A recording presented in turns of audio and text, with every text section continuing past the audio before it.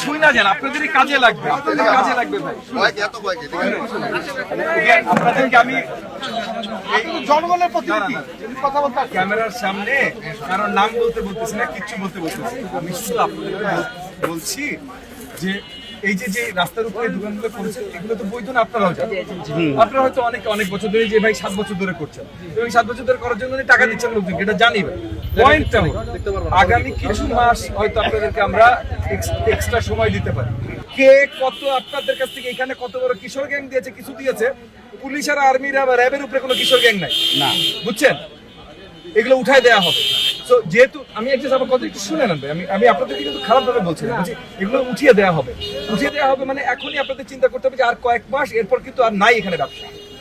তো এখন আপনারাই চিন্তা করেন কাউরে আপনি টাকা দিবেন কিনা। আমি কেউ না ভাই, আমি কেউ না, কিন্তু সরকারের প্রতিনিধি হিসাবে, আপনাদের প্রতিনিধি হিসাবে আমি উঠাই দিব। সো আপনারা প্লিজ এখন থেকে আগামী কয়েক মাস যাই হয় আপনারা করেন, এই কামাইটা ব্যবহার করেন। আমরা চেষ্টা করবো আপনাদের অন্য জায়গায় ব্যবস্থা করে দিতে, চেষ্টা করবো, এটা আমরা চেষ্টা করবো। সেখানে আপনাদের 2-4 টাকা একটু খরচ হইতে পারে, বিশাল হয়তো হবে না, 2-4 টাকা খরচ হবে। আপনারা কাউরে এই হাফতা দিয়েন না। পাঞ্জাবের জগতে একটি বিশ্বস্ত নাম শাবাব এথনিক ওয়্যার।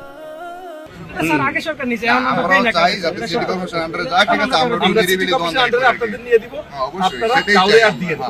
এখন এটাই আমরা আগে দিছি, আর দিয়েন না, বলেন দিব না, আর দিব না। যদি দেন ওর বাপের ক্ষমতা নেই আপনারা বাঁচানো যখন উঠাই দিব, বলেন স্যার আর দিব না। এটা আপনাদের বলে গেলাম, সবাইকে বলে দিই। আমি ঈদের আগেই নোটিশ আকারে আপনাদের সবাইকে পাঠাই দেব। আমি আবার বলছি মিনিমাম 2-3 মাস সময় আপনাদেরকে দিব, মানে এক রাতে কেউ আপনাদের উঠাবে না, মিনিমাম 2-3 মাস সময় দিব। কিন্তু ভাই আর কাউকে টাকা দিয়ে বুঝছেন, যেটা বললাম যে আপনারা আইসা, আপনাদের একটা ব্যস্ত রাস্তা, অনেক রাস্তা আছে ভাই, আইসা ছুরি ধরতে পারে, এটা ধরতে পারে, আপনাদের এখানে ব্যস্ত রাস্তা।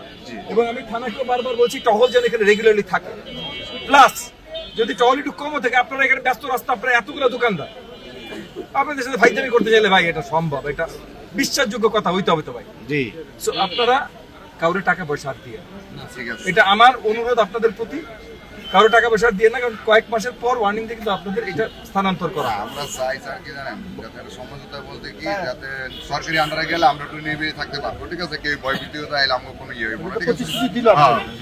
আপনার মাথায় ঢুকাইলাম, এই কথাগুলো সবাইকে বলে দিন, বুঝছেন?